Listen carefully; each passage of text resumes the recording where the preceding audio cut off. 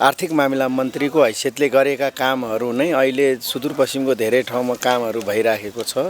केही कम्प्लिट भएको छ, केही योजनाहरू अहिले पनि बनिरहेछन्, बेलडाँडी बेलौरी लगायतको। विभिन्न बाहनामा समय बढाउँदै गरेर ठेक्का सदर नगरिदिए बापत त्यो योजना अहिले स्थगित भएको छ। मेरो क्षेत्रको 109 करोडको बजेट चाहिँ उनीहरूले कार्यान्वयन नै गर्दैन।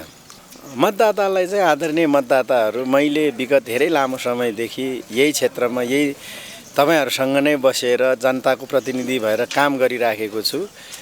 मेरो सानोतिनो गल्तीहरू पनि हुन सक्छन्, त्यो गल्तीलाई नजरअन्दाज गरेर मैले इमानदारपूर्वक गरेको र यो क्षेत्रको लागि म सांसद हुनुभन्दा अगाडिको कञ्चनपुर र म सांसद भएपछिको कञ्चनपुरको बीचमा के भिन्नता पायो त्यो हेरेर भए पनि मेरो मूल्याङ्कन गरेर मेरो इमानदारिता म एकदम समर्पित छु। यो क्षेत्रको लागि हाम्रो लागि हामीले नगरी कसले गर्ने, किनभने यो क्षेत्र हाम्रो हो, हामीले गर्नै पर्छ, अरू कसैले पनि गर्दैन। यसमा म आफूलाई तपाईहरुको सबैभन्दा असल, सबैभन्दा प्रखर रूपमा कुरा राख्ने र सबैभन्दा इमानदारसँग यो क्षेत्रको समस्या र यो क्षेत्रको समस्यालाई समाधान गर्न र राष्ट्रको नीतिगत सुधारहरू गर्नुपर्ने, नियम कानुनहरू बनाउनु पर्ने सवालमा पनि र यो क्षेत्रको आरक्षित पीडितदेखि लिएर सुकुम्बासी बसोबास गरेका अव्यवस्थित बसोबासीहरूलाई व्यवस्थित गर्ने सवाल सहित पुल पुलेसा र सडकले यो क्षेत्रलाई अझ व्यवस्थित रूपले बनाउनको लागि मेरो पहल एकदम इमानदारीका साथ हुने कुरामा विश्वास गर्नुस् र यो क्षेत्रको लागि उपयुक्त यो 82 को फागुन 21 गते हुने निर्वाचनमा मेरो चुनाव चिन्ह सूर्य चिन्ह मतदान गरेर मलाई विजय गराउन अनुरोध गर्छु। हामी यति बेला नेकपा एमालेबाट कञ्चनपुर निर्वाचन क्षेत्र नम्बर 1 का प्रतिनिधि सभा सदस्य उम्मेदवार तारा लामा तामाङसँग निर्वाचन विशेष संवाद गरिरहेका छौँ। यहाँलाई स्वागत छ। धन्यवाद। अहिले निर्वाचन प्रचार प्रसारलाई कसरी अगाडि बढाइरहनु भएको छ? अब यो निर्वाचनमा कार्यकर्ताहरूमाझ यही पार्टीले बनाएको कार्यक्रम अनुसार र जनताको माग बमोजिम स्थानहरूमा जाने, टोल जाने काम भइराखेको छ र हाम्रा यो निर्वाचनको औचित्य निर्वाचन हुनुको कारण र यो निर्वाचनबाट निर्वाचित भएपछि विगतमा भएको कामहरूको लाई पुरा गर्न र अब जनताको आकांक्षा बमोजिम हुन सक्ने कामहरूलाई पहल कदमी गर्ने यस्तै कुराहरू गरेर अगाडि बढिरहेछ। मतदाताहरू के भन्नुहुन्छ? मतदाता साँच्चै भन्नुपर्दा निर्वाचनसँग त्यति देखिरहेको छैन, किनभने उहाँहरूको एकदम यो खेतीपातीको काम भएको हुनाले त्यति जागरुक भएर उहाँहरू आइराख्नु भएको छैन। जति आउनु भएको छ उहाँहरूले चाहिँ 2-3 तरिकाकै छन्। विगतमा म निर्वाचित 79 मा निर्वाचित भएको कारणले मसँग धेरै अपेक्षाहरू हुन सक्छन् र के अपेक्षाहरू हुन सक्छन्, त्यो अपेक्षाहरू धेरै पुरा नभएको र 5 वर्षमा गर्नुपर्ने 5 वर्षमा गर्नुपर्ने कामहरू 3 वर्ष नपुग्दै बाहिरिँदा अवश्य पनि त्यस्तो जनताले सोझै बमोजिमको काम भएको छैन। त्यसकारणले यो निर्वाचनमा अलिकति जनताले लाई बुझाउनु हामी नेता कार्यकर्ताहरूको काम छ र मैले खास भन्नुपर्दा यो निर्वाचनमा जनताको पक्षमा आवाज उठाउने, जनताको पक्षमा सधैँ आवाज उठाइराख्ने र जनताको जनजीविकाको सवालदेखि लिएर हरेक सवालमा संसदमा आवाज उठाइराखेको हुनाले जनताले मलाई फेरि धन्यवाद पनि दिएका छन् र अझै उठाउनुस्, तपाईले यो क्षेत्रको लागि अझै गर्नुपर्छ भनेर उत्साहित गर्ने जनसमुदायहरू पनि धेरै छन्। 2074 सालमा तत्कालीन नेकपा माओवादी केन्द्रसँग एमालेको गठबन्धन थियो। यहाँ प्रदेश सभा सदस्य निर्वाचित हुनुभयो, प्रदेशमा मन्त्री समेत हुनुभयो, राम्रै काम गर्नुभएको चर्चा छ। त्यसपछि 79 सालमा प्रतिनिधि सभाको निर्वाचनमा यहाँले तत्कालीन माओवादी केन्द्र र कांग्रेसको गठबन्धनलाई भत्काउँदै भारी मतान्तरले प्रतिनिधि सभा सदस्यमा निर्वाचित हुनुभयो, तर निकै कम समय काम गर्न पाउनुभयो यो देशको विकराल परिस्थितिले गर्दाखेरि। अहिले यो नयाँ के चाहिँ एजेन्डा लिएर चाहिँ निर्वाचनमा हुनुभएको छ? एउटा त 2074 सालमा म प्रदेश सभामा निर्वाचित भएपछि केही समय 78 सालतिर केही समय खास गरी 6 महिना 25 दिन आर्थिक मामिला मन्त्री हुने मौका पाएको थियो। त्यो बेला मैले यो क्षेत्र मात्र होइन सुदूरपश्चिमको धन्न 9.25 अरबभन्दा बढी बजेटको बहुवर्षीय योजना स्वीकृत गराएर कार्यान्वयन गर्नको लागि हामीले सहजीकरण गरिदिएका थियौँ। त्यही कार्ययोजना अनुसार त्यही सहजीकरण अनुसार त्यो बेलाको आर्थिक मामिला मन्त्रीको हैसियतले गरेका कामहरू नै अहिले सुदूरपश्चिमको धेरै ठाउँमा कामहरू भइराखेको छ र कञ्चनपुरमा खास गरी धन्य पाउने 2 अरब जति 2.5 अरब जतिको बजेटको योजना परेको थियो। त्यो मध्येको मेरो निर्वाचन क्षेत्र यो 1 र 2 मा पनि परेको थियो। त्यही योजनाहरू अहिले तपाईँ हेर्नुभयो भने कञ्चनपुरमा यही क्षेत्रमा मात्रै पनि 4वटा पुल मध्ये 3टा पुल बनिसकेको छ, एउटा पुल बन्दैछ अझै र अर्को पुल पनि बनिराखेको छ। 4-5वटा पुल र बाटो पनि तपाईँ धेरै बाटोहरू केही कम्प्लिट भएको छ, केही योजनाहरू अहिले पनि बनिरहेछन् बेलडाँडी बेलौरी लगायतको। एउटा दुःखद कुरो के मात्र हो भने अहिले जनताले गुनासो पनि गरिराखेको छन्। बोर्डर करिडोर जुन 58 करोडको थियो त्यो बोर्डर करिडोर सम्पूरकमा प्रदेशले सम्पूरकमा केन्द्र सरकारबाट स्वीकृत गराएको थियो र प्रदेश सरकारको माग भयो भने त्यो बेला म अर्थमन्त्री हुँदा पठाएको थियो र पछि प्रदेशबाट केन्द्रमा सांसद भएपछि केन्द्रबाट त्यही रकम 3 वर्षसम्म रेगुलर पैसा आयो केन्द्रको आफ्नो भागको 10 करोड 8 करोड 9 करोड। तर प्रदेश सरकारले बजेट नछुटाइदिएको, प्रदेश सरकारले बजेट छुट्याए पनि प्रदेश सरकारले भएको ठेक्कालाई सदर नगर 2 वर्ष ठेक्काको लाई विभिन्न बहानामा समय बढाउँदै गरेर ठेक्का सदर नगर दिए बापत त्यो योजना अहिले स्थगित भएको छ। त्यसमा बोर्डरमा भएको नेपाली जनताले जसले त्यो स्थगित गरायो एकदम दुःख मनाउ गरेको छ। म पनि त्यहाँको प्रतिनिधि भावनाले सुदूरपश्चिम सरकारको तत्कालीन सरकारले एकदम गलत काम गरेको छ। त्यसकारणले त्यो लगायत मेरो क्षेत्रको 109 करोडको बजेट चाहिँ उनीहरूले कार्यान्वयन नै गर्दैन।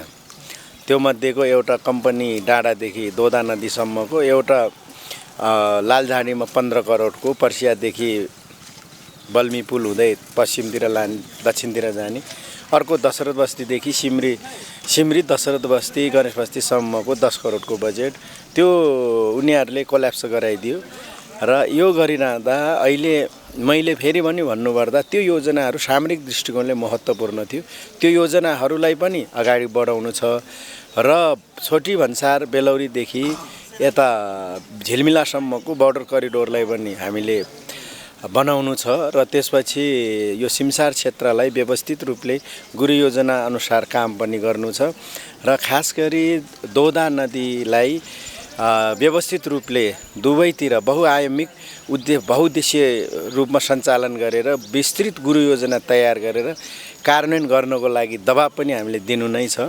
र अर्को चाहिँ यो लागु औषधको कारणले हाम्रो भारत र नेपालको सीमा खुल्लाको कारणले लागु औषधले टिनेजर अथवा युवा अवस्थाका धेरै भाइ बहिनीहरू एकदम कुलतमा फँसिएको छ। योबाट उम्काउनको लागि भारतसँग कूटनीतिक पहल गर्ने र यहाँको 3टै तहको सरकारहरूको समन्वयमा सरकारवालाहरूसँग समन्वय गरेर यो न्यूनीकरण गर्नै पर्छ, नत्र भने देशको युवाहरूको अवस्था दयनीय अवस्थामा पुर्याउने अवस्था देखिन्छ। र अर्को चाहिँ तपाईले सार्वजनिक यातायात लगायत ट्राफिक व्यवस्थापनमा ट्राफिकको नियम कानुन त्यति यो नजानेको कारणले अर्थात् यो यातायात व्यवस्थापनलाई अलि व्यवस्थित गरेर ट्राफिक व्यवस्थापनलाई अझ सशक्त बनाएर सडक दुर्घटनालाई न्यूनीकरण गर्नुपर्छ। पारालामा जनताका मुद्दालाई संसदमा उठाउने व्यक्ति पनि इमानदार व्यक्ति पनि र जनताको गुनासो सुन्ने र समाधान गर्ने प्रयास पनि गर्ने व्यक्ति भनेको सुनिन्छ। तर ठ्याक्कै सरकारमा यो नयाँ सरकार बन्दाखेरि मन्त्री बन्ने पालो थियो। यो जेनजी आन्दोलनले सरकार नै ढल्यो, यो संसद नै विघटन भयो भनेर चाहिँ मान्छेले चाहिँ दुःख मनाउ गरिरहेको अवस्था। तपाईँले चाहिँ के भन्छ मतदाता? मलाई पनि त्यस्तै नै भन्छन्। तपाईँ गाविस अध्यक्षदेखि हामीले चिनेका हौँ। गाविस अध्यक्षमा सुदूरपश्चिमको सबैभन्दा कान्छो गाविस अध्यक्ष मै थियो र जब म 54 सालमा गाविस अध्यक्ष भएँ मैले जनताको माझमा आफ्नो लागि नै भन्नुपर्छ, किनभने म पनि त्यही गाविसको बासिन्दा भए हुन त्यो गाविसको लागि मैले काम गर्नु पर्थ्यो र गरिया पनि थियो। र अर्को चाहिँ प्रदेश सांसद हुँदा गरेका कामहरू र आर्थिक मामिला मन्त्री हुँदा गरेका केही कुराहरू र संसद म प्रतिनिधि सभा सदस्यको हैसियतले मैले सकेसम्म भएको टाइम उपलब्ध टाइम र टाइम मागेरै भए पनि यो क्षेत्रको बारेमा र राष्ट्रियताको सवाल लगायत विभिन्न मुद्दाहरूमा इस्युहरूमा संसदमा आवाज उठाएको छु र त्यसको लागि जनताले पहिले त त्यति थाहा थिएन मलाई, तर जनताहरूले यसमा वाच गरिराखेको रहेछन्, धन्यवाद दिनुभएको छ। र अर्को चाहिँ इमान्दार अनि जति काम गर्ने हो त्यति बोल्ने, धेरै यो भाइरल हुन नखोज्ने यस्तै भन्नुहुन्छ। किनभने अहिलेसम्म मैले बनाएको त्यो मेरो पालामा बजेट विनियोजित गरेको पुलमा गएर फोटो खिचेर पोस्ट पनि गरेको छैन, तर मान्छेहरूले योजना माग्दैमा पनि के गर्छन्। जस्तो यहीँ पनि अघि मैले थाहा नपाए जस्तो गरेर त्यहाँ यो कमरीको खोला नालामा जुन नाला पुल बन्यो, त्यो पुल नभन्दा पहिला पुरै सिमसार क्षेत्रमा थियो, तर त्यो पुल बनेपछि धेरै कन्ट्रोल भएको रहेछ कि अहिले तपाईँ खेतीपाती मजाले गरिराखेको रहेछन्।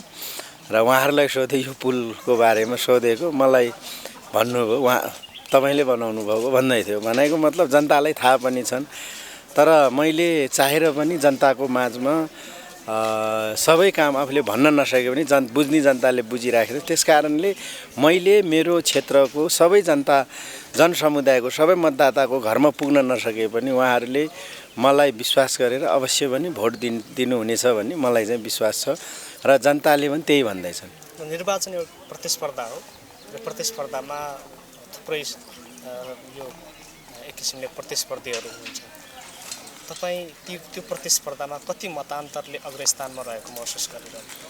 होइन, यो जनताको नितान्त जनताको अधिकारको कुरो हो। जनताले अब कसलाई चुन्छन्, तर सिनेरियो हेर्दा, विगतको अनुभवले हेर्दा मेरो प्रतिस्पर्धी भनेको क्षेत्र अनुसारको फरक छ। जस्तो बेलडाँडीतिर एउटा भन्छन्, बेलौरी साइडमा एउटा भन्छन्, लालडाँडी साइडमा अर्को भन्छन्, मेरो होम एरिया पुनर्वासतिर अर्को भन्छन्। त्यस कारणले ठ्याक्कै यो हो भन्न सकिँदैन, तर पनि सबै नै प्रतिस्पर्धी नै हो अहिले। र यहाँको विश्लेषकहरू अनुसार 1200 देखि 2500 को अन्तरमा मात्रै हारजित हुन्छ कि भन्दै थियो मलाई केही मान्छेहरूको सुन्दाखेरि, तर मैले चाहिँ ठ्याक्कै यस्तो भन्न सक्ने स्थिति छैन अहिले। अब जनता जनार्दनले जे गर्छन्, किनभने यो धेरै जनतासँग हामीले भेट हुने मौका पाएको छैनौँ। अब सोलो डोलोमा बुझ्दाखेरि त्यस्तै कुराहरू सुनिन्छ। मतदातालाई के भन्न चाहनुहुन्छ? मतदातालाई चाहिँ आदरणीय मतदाताहरू, मैले विगत धेरै लामो समयदेखि यही क्षेत्रमा तपाईँहरूसँग नै बसेर जनताको प्रतिनिधि भएर काम गरिराखेको छु। मेरो सानोतिनो गल्तीहरू पनि हुन सक्छन्, त्यो गल्तीलाई नजरअन्दाज गरेर मैले इमान्दारपूर्वक गरेको र यो क्षेत्रको लागि म सांसद हुनुभन्दा अगाडिको कञ्चनपुर र म सांसद भएपछिको कञ्चनपुरको बिचमा के भिन्नता पायो त्यो हेरेर भए पनि मेरो मूल्याङ्कन गरेर मेरो इमान्दारिता म एकदम समर्पित छु। यो क्षेत्रको लागि हाम्रो लागि हामीले नगरी कसले गर्ने, किनभने यो क्षेत्र हाम्रो हो, हामीले गर्नै पर्छ, अरू कसैले पनि गर्दैन। यसमा म आफूलाई तपाईहरूको सबैभन्दा असल, सबैभन्दा प्रखर रूपमा कुरा राख्ने र सबैभन्दा इमान्दारसँग यो क्षेत्रको समस्या र यो क्षेत्रको समस्यालाई समाधान गर्न र राष्ट्रको नीतिगत सुधारहरू गर्नुपर्ने, नियम कानुनहरू बनाउनु पर्ने सवालमा पनि र यो क्षेत्रको आरक्षित पीडितदेखि लिएर सुकुम्बासी बसोबास गरेका अव्यवस्थित बसोबासीहरूलाई व्यवस्थित गर्ने सवाल सहित पुलेसा र सडकले यो क्षेत्रलाई अझ व्यवस्थित रूपले बनाउनको लागि मेरो पहल एकदम इमान्दारीका साथ हुने कुरामा विश्वास गर्नुस् र यो क्षेत्रको लागि उपयुक्त यो 82 को फागुन 21 गते हुने निर्वाचनमा मेरो चुनाव चिन्ह सूर्य चिन्ह मतदान गरेर मलाई विजय गराउन अनुरोध गर्छु।